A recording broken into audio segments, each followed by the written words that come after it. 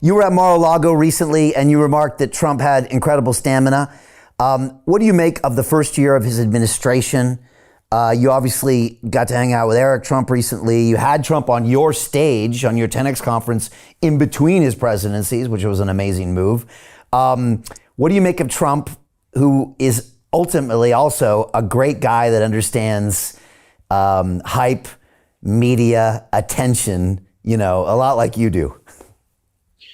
Well, what's crazy, let me just comment on the first thing, because I just spent the evening with Trump, at Real Donald Trump, at Mar-a-Lago. His stamina is unbelievable at any age. 18 million people saw this on X. It went viral. Don Lemon, you remember the failed hack? The guy that was walking around New York City asking everyone what they thought about Trump, and they were telling him how much they like him, and he was like, what? Yeah, the man on the street, he's reduced from having 2 million viewers a night to having 20 people on the streets of New York. This guy, who is taken care of by a white man, hates on white men, is going to go suggest that the use of the word stamina is some sexual content, proves himself as a sexual deviant and pervert. Because anybody in business knows the word stamina means, bro, you get in a game and you stay in that game until you win that game. And the fact that Don Lemon would come out and suggest, and playing YMCA music in the background, suggesting that me and Donald Trump were somehow together, just shows you the sexual deviant and loser that he is. Well, you could do a lot worse than Trump, Grant. But well said. So what do you make of? So I was there at Mar-a-Lago. The place was rocking. It was a Saturday night, and Trump's doing his thing, dude. After a long day of deals and golf, and he's on his phone working deals, DJing the music, saying hello to everybody. It's impressive to watch. I mean, it's impressive to watch an executive, the president of the United States, going as hard as he's gone the last 12 months. I mean, it just energizes me when I see that. I'm just like, damn, And again, he jokes that when the New York Times, when he doesn't do 4 press conferences a day, they think there's something wrong with him.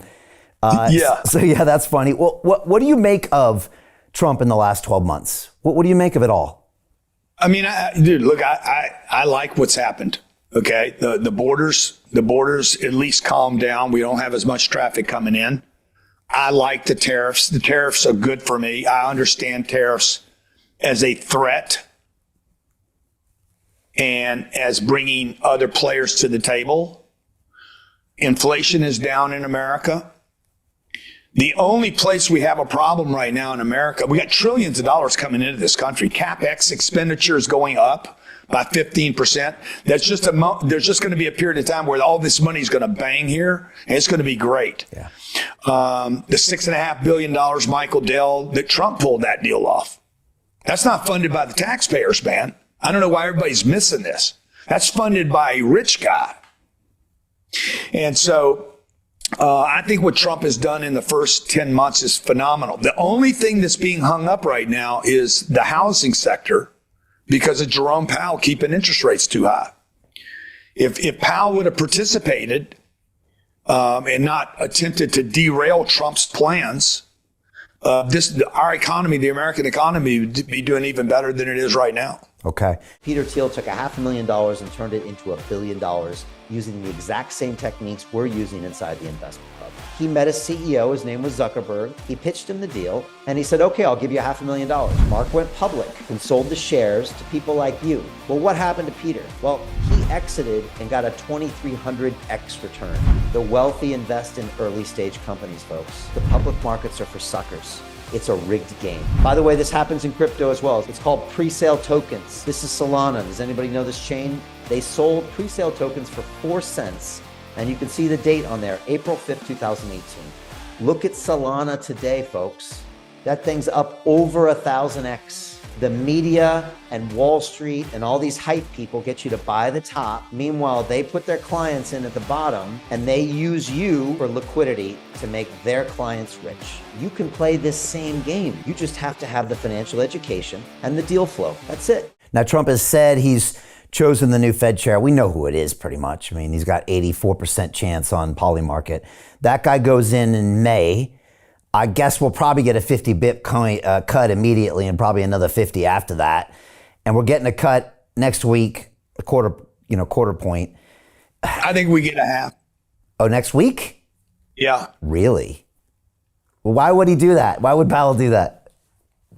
I think he's just got a lot of pressure on him, Maybe he wants to go out in good favor.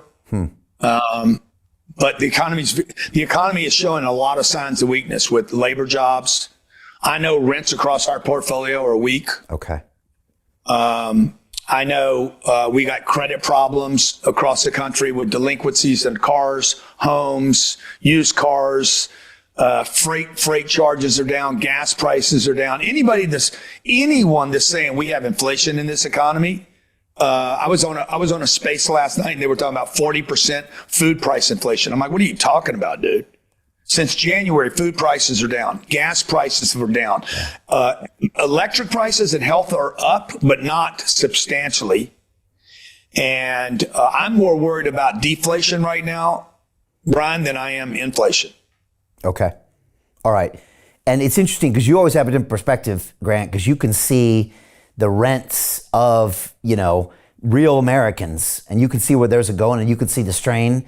Whereas a lot of the Wall Street guys and the CNBCs and stuff, they just see the stock market and they probably don't talk to any real people. So I think they don't talk to real people. Yeah, you have a look on that for sure.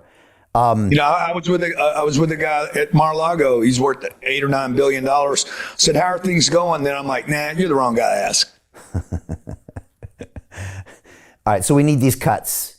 We need them sooner than later. Yeah, and the tax cuts are coming. They're going to hit. Yeah. It's going to be good, dude. I'm telling you, America next year, if we get the protesters out of the way, the guys trying to derail Trump's plan, America could go into some golden age boom. What do you think the midterms are going to be like?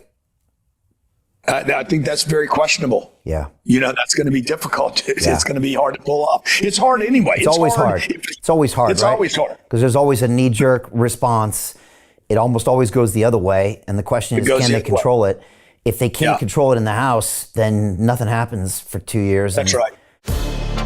To continue watching the rest of the episode for free, visit our website, londonreal.tv, or click the link in the description below.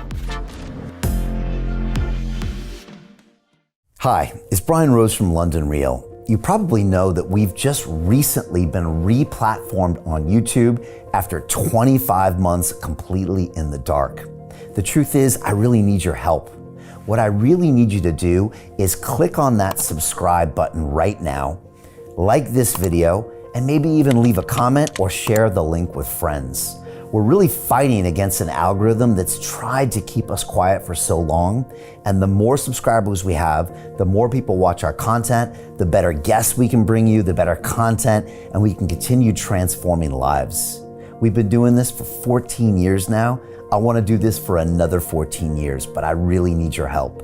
So click on that subscribe button, like the video, leave a comment, share this, and we're going to continue to bring you more and more great content. Thank you.